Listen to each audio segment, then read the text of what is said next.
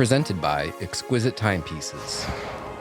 More about them in the description down below and later in the video. Hey everybody, I'm Guy, and this is the Just Blue Fish Watch Reviews channel, and today we are checking out a couple of watches that may have become my new favorite models from the Oris brand. And yeah, I know that's a big statement. I mean, Oris makes some great watches after all, especially divers. And of course, I am a huge fan of dive watches. But these Oris ProPilotX Calibre 400 models are just awesome. These ProPilotX models take the idea of a pilot watch and they push it to the next level. Now, of course, when it comes to more traditional pilot's watches, Oris is well known for its big crown and ProPilot models. They are great watches in their own right, but this ProPilotX is what I would call the next evolution of the Oris pilot's watch. And while it's quite a bit different, it is excellent nonetheless.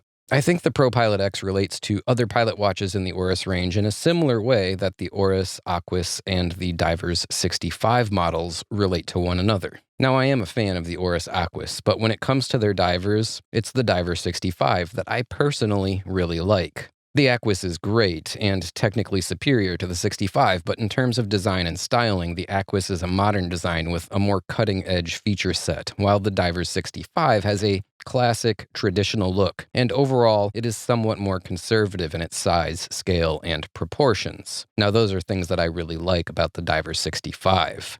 That's kind of how I feel when I look at the ProPilotX models. It's using modern materials with an almost futuristic style and look. It's not a traditional pilot's watch in any way, really. The new Calibre 400X model is what I would call an evolution of the pilot's watch, and it does it all in the right way. Now, ironically, I gravitate more towards those traditional, classically styled dive watches, but when it comes to pilot's watches, I have to say this ProPilotX might be the one that takes the cake for me. Now, today we have a pair of these ProPilotX models, one with a beautifully subdued blue to almost grayish blue dial, and one with a salmon dial. They also have one with a silvery gray dial, and some models with skeletonized dials, but for my money, I have to say this blue dial is the best of the bunch. Now, admittedly, salmon dials really aren't my thing, but I figured I'd show this model off too because I know there are plenty of people out there that do like them. That said, other than the dial colors, these models are effectively identical, so all of this information will apply equally.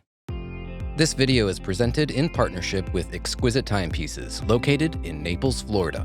Exquisite is an authorized dealer of dozens of watch brands, including Seiko and Grand Seiko, Omega, Oris, Blancpain, Breguet, and many more. Exquisite also has an amazing selection of pre-owned watches with new inventory coming in daily. So if you're looking for your next watch, check their website, exquisitetimepieces.com, or call their store at 239-227-2932, and let them know that you heard about them from Guy and the Just Blue Fish channel. I can't recommend them enough. Now, these watches have a titanium case and bracelet with a really cool latching clasp, which I will look at in a little bit. But because of the titanium, these watches are super lightweight, and they have a lovely, smooth, brushed finish. These are, however, not inexpensive watches, and I know some people are going to balk at the price. At $4,300 MSRP, they are firmly in the luxury watch tier, but in my opinion, I think that the price is justified.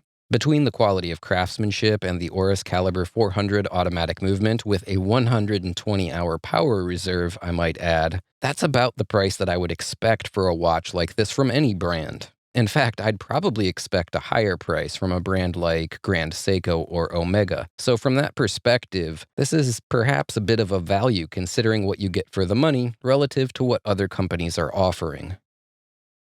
Now, as far as the size and the scale and the dimensions of this watch, it comes in at 39 millimeters in diameter, with a wingspan coming in at a hair under 47 millimeters from lug tip to lug tip. It does come in at about 12.5 millimeters thick, and it has a lug width of 20 millimeters between the horns, at least according to the Oris website.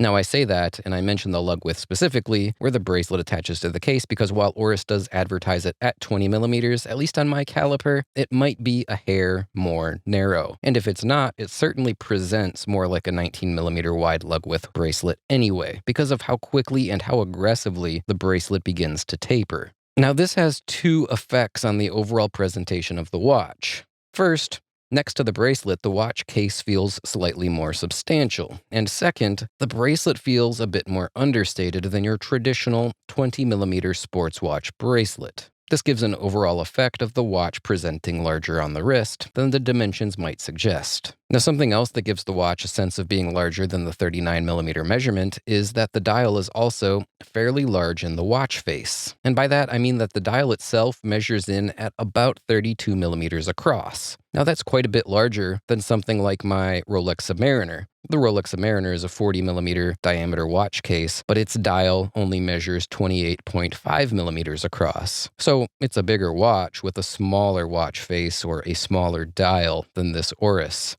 What that means is that the Oris dial being larger just gives the watch a bigger presentation. Now, my wrist is 6.5 inches, and it's perfectly comfortable for me. It doesn't overhang on the outer extremities of my wrist at all, and I would say that this watch really does honestly fit like a glove. But it does have a bit more presence on the wrist than similarly sized watches. Not that that's necessarily a bad thing, mind you. It's just a watch that wears a little on the smaller side, but it looks a little bit bigger. And I think that that might actually appeal to a really wide range of potential owners. Now, on a side tangent, I don't think that people put enough emphasis on things like the size of the dial or the proportions of the watch case and how those proportions might relate to the dial or the bezel or the bracelet when they're talking about whether a watch is big or small or how it wears on the wrist. Those often overlooked details can make as much of an impact on how the watch wears and how it presents as can the actual measurements of the watch itself. Now, the moral of the story is that more often than not, you can never really know for sure until you have seen the watch in person and you have tried it on for yourself. So take opinions on size with a grain of salt, even my opinion, and do your best to try and see the watch in person before you make your own judgment. And that doesn't apply to just this watch. That advice applies to any watch that you might be looking at online but haven't had the opportunity to hold in your hand. Now, I have spent way too much time talking about the size and the scale of this watch, and there is a bunch of other stuff to go over. First, let's talk about the titanium watch case. It has a fantastic satin finish that is super smooth, and the case has crown guards at the 3 o'clock side, protecting the nicely textured and slightly oversized screw-down crown. Now, the crown, the action is absolutely sublime. It's right up there with the best of the best when it comes to unscrewing and operating the crown, and I was thoroughly impressed with this crown, including the crown texture, which is subtle, but it still gives excellent grip and traction. Now, the bezel is really interesting, and it's probably in a nod to the aviation industry, in that it has an angular, fluted texture that I find to be reminiscent of the exhaust tips of a fighter jet engine. At least that's what I think of when I look at the bezel, so I will assume that that's what they were going for when they chose this design cue. Nevertheless, I think that it adds a little bit of character to a watch that might have been a little bit too plain with a simple, smooth bezel. Now, the case geometry is very angular and somewhat aggressive, and this styling flows over into the bracelet end links and then down the bracelet links themselves. Now, in a similar vein to the Aquis dive watch and its modern design styling, I think that this ProPilotX design was meant to push the boundaries of a postmodern, almost futuristic aesthetic without going overboard, and I think it pulls it off quite well. Now, the watch case also has 100 meters of water resistance in conjunction with that screw-down crown, which I think is plenty for daily wear and for most water activities that don't include actual scuba diving. And look, I think that's a nice benefit to have, as pilots' watches don't typically have the highest water resistance ratings.